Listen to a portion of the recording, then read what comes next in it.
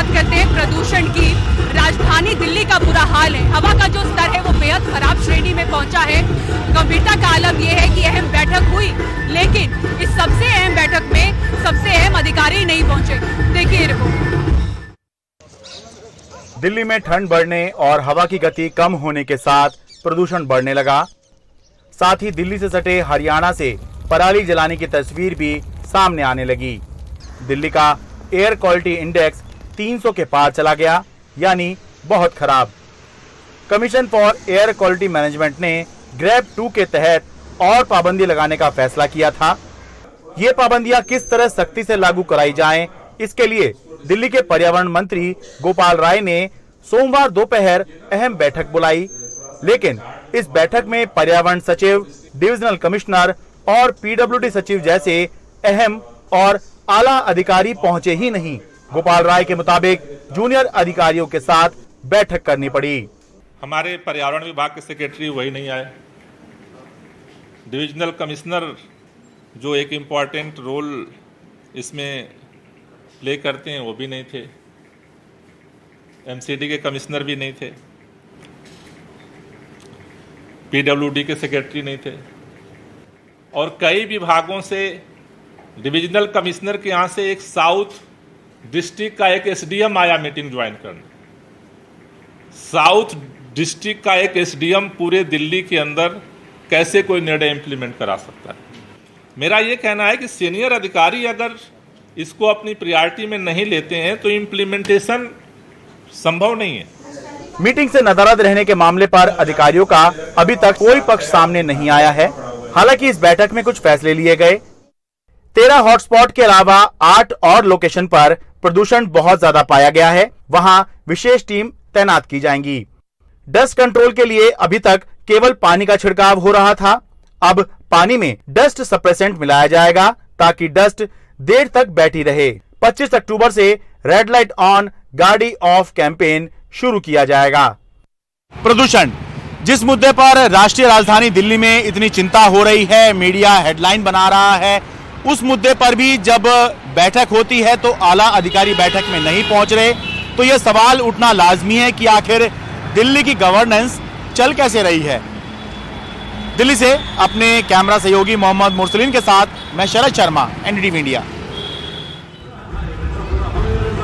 तो राजधानी दिल्ली की हवा का स्तर जहां बेहद खराब श्रेणी में है, आर्थिक राजधानी मुंबई की बात करें तो कई हिस्सों में यहाँ की भी हवा जहरीली बनी हुई है और लगातार एनडीटीवी इस खबर को दिखा रहा है और एनडीटीवी की खबर का असर भी हुआ है। अब एंटी स्मॉग गन जो मशीनें हैं दिल्ली के बाद अब मुंबई की सड़क पर भी आ चुकी है। कितनी संख्या में आई है, क्या ये कारगर है? बीएमसी ने जो गाइडलाइंस जारी किए थे, क्या जमीन पर वो दिखने शुरू हो गए? इसकी रियलिटी चेक करती है ग्राउंड रिपोर्ट, आपको मुंबई से दिखाते हैं। मुंबई में ऐसे निर्माण कार्य ताबड़तोड़ जारी हैं। आंकड़े कहते हैं कि 6000 कंस्ट्रक्शन साइट्स मुंबई में हैं। इनसे उड़ती मिट्टी धूल ने मुंबई की हवा जहरीली कर दी है, लेकिन एनडीटीवी की खबर का असर है कि अब मुंबई में एंटी स्मॉग गन मशीन दौड़ने लगी है।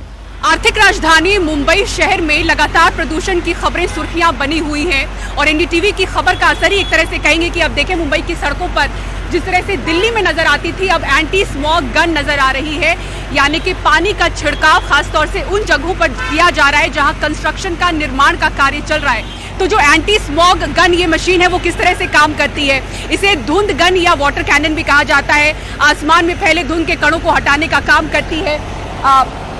इसका उन जगहों पर प्रयोग किया जाता है जहां प्रदूषण खतरनाक स्तर पर फैला होता है। ये ऐसी मशीन है जो पानी की बारीक बूंदों को हवा में छिड़काव करती है और आप देख सकते हैं कि बिल्कुल बारिश जैसा एहसास इस वक्त हो रहा है। तो इसको हवा में तेजी से फोर्स के साथ फेंका जाता है, जिससे जो कण है हवा में वो जमीन पर आकर गिरता है, जिससे धूल और प्रदूषण के कण जो है वो कम होने लगते हैं। कहा जा रहा है कि फौरन 6 और कुछ ही दिनों के भीतर करीब 30 ऐसी एंटी स्मॉग गन मशीन सड़कों पर दौड़ती दिखेंगी। हमने पाया कि फिलहाल ये इकलौती मशीन पूरे दक्षिण मुंबई के अलग अलग 5 वार्ड में घूम घूम कर पानी का छिड़काव कर रही है। अभी वर्ली से आगे निकलकर एंटी स्मॉग मशीन जो है वो गिरगांव पहुंच चुकी है, लेकिन यहाँ पर इसका पानी खत्म हो चुका है। अब आप ये देखिए कि मुंबई जैसे शहर में जहाँ बताया ये जा रहा है कि 6000 से ज्यादा कंस्ट्रक्शन साइट्स हैं, वहाँ पर इस एक एंटी स्मॉग गन मशीन से क्या होगा। शुरुआत हो चुकी है एक ऐसी मशीन के साथ और बताया जा रहा है कि 5 मशीनें जल्द ही यहाँ पर एक्टिवेट की जाएंगी ऐसे कंस्ट्रक्शन साइट पर। 30 लाने की व्यवस्था है, लेकिन इसमें समय लगेगा। बताया जा रहा है करीब 1 महीने का समय लग सकता है। बीएमसी के हालिया दिशा निर्देश कहते हैं कि 1 एकड़ या उससे बड़ी कंस्ट्रक्शन साइट्स पर 35 फुट ऊंची आयरन शीट लगे। इससे कम एरिया वाली साइट्स पर 25 फुट ऊंची आयरन शीट लगानी होगी। निर्माणाधीन इमारत पर हरा कपड़ा या फिर जूट शीट लगे। निर्माण वाली जगह पर 15 दिन के भीतर स्प्रिंकलर और 30 दिन के भीतर एंटी स्मोक गन मशीन लगे। कटिंग, ड्रिलिंग घेरे या ढकी हुई जगह पर ही हो।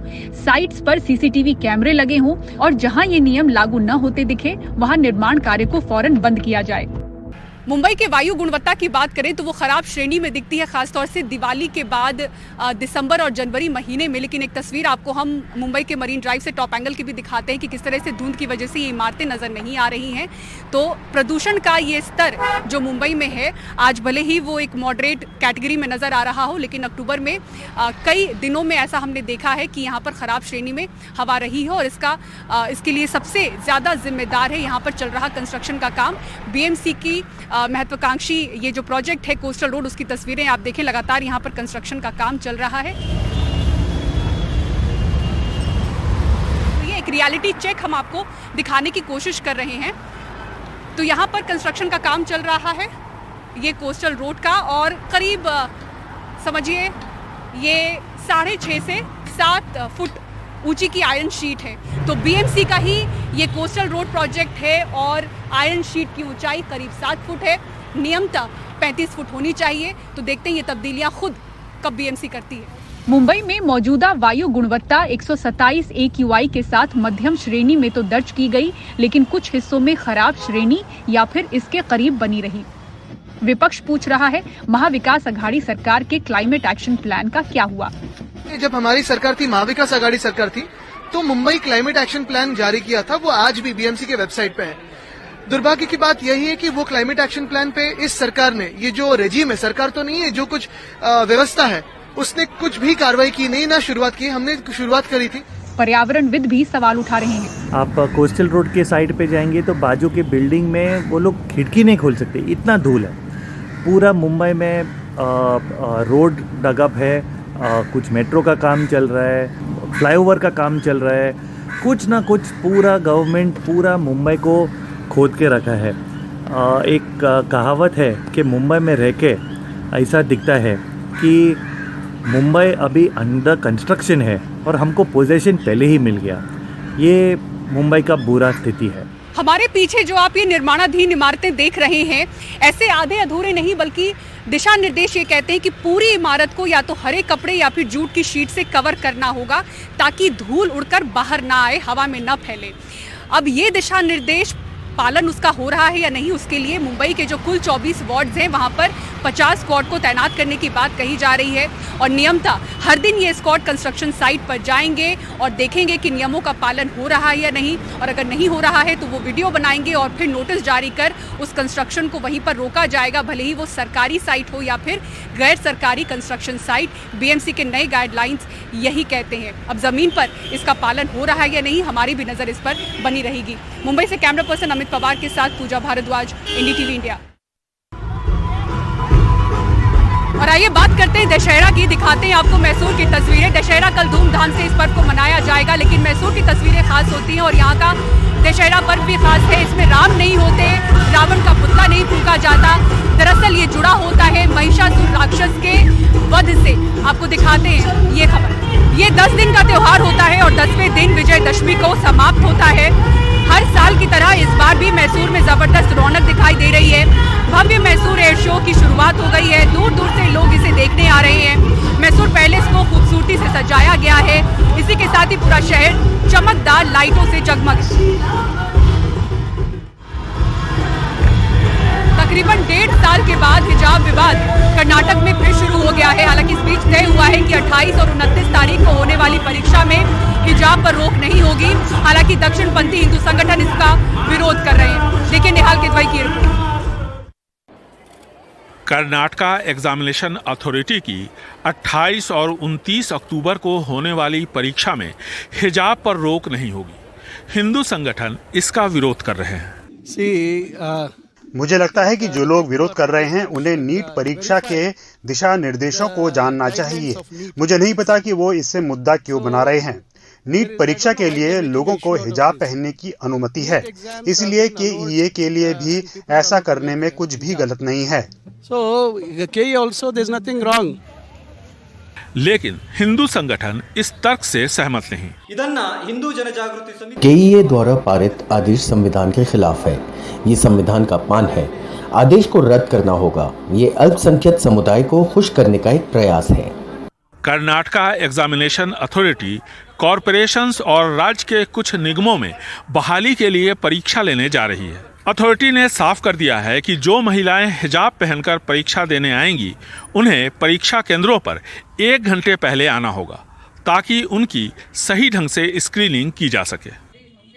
कुछ छात्रों ने धार्मिक कारणों का हवाला दिया और अनुरोध किया कि कुछ परीक्षाओं में हिजाब की अनुमति दी जाए। हमने इसकी अनुमति नहीं दी। बार बार अनुरोध करने के बाद हमने कुछ शर्तों के साथ इसकी अनुमति देने का फैसला किया। उन्हें 1 घंटे पहले आना होगा। एक महिला अधिकारी उनकी स्क्रीनिंग करेगी और वे परीक्षा दे सकेंगी। कर्नाटका एग्जामिनेशन अथॉरिटी ने साफ कर दिया है कि इसकी परीक्षाओं में हिजाब पर किसी तरह की कोई रोक नहीं होगी। हिजाब को लेकर यहाँ कर्नाटका में काफी विवाद हुआ था, हिंसा भी हुई थी। अब नए सिरे से विवाद शुरू हो गया है। बेंगलुरु से कैमरामैन कुमार के साथ निहाल खिदवई, NDTV इंडिया।